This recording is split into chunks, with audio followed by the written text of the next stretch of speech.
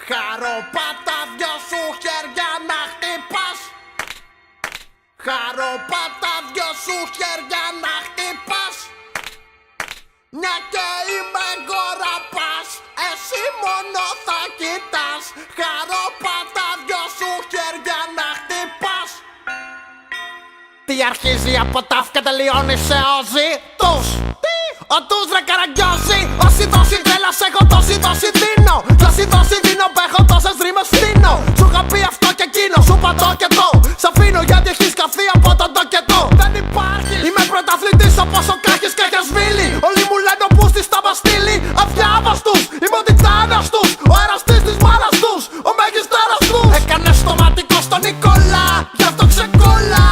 Και μη μιλάς μου, στο μικρόφωνο είσαι φόλα. Κάτε στην κονσόλα και μη μιλάς μου. Έκανες το ματικό στον Νικόλα, γι' αυτό ξεκόλα.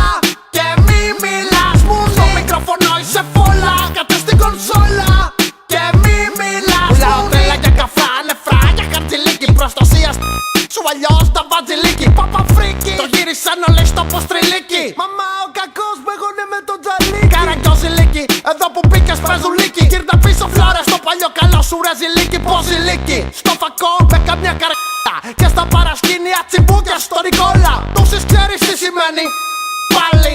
Ξεκούρδισε το κουρδιστό σου πορτοκάλι.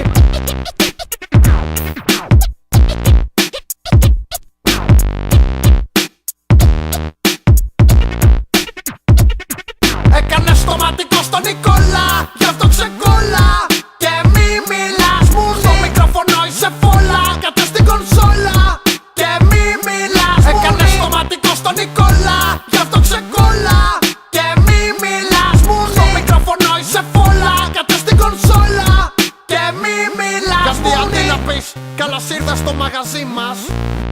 Και μη μιλάς μου. Είπες κάτι λένε πολλά για μας και απόψε είναι μαζί μας. Και μη μιλάς. Κι άμα το ξέχασες, να σου θυμίσω κάτι.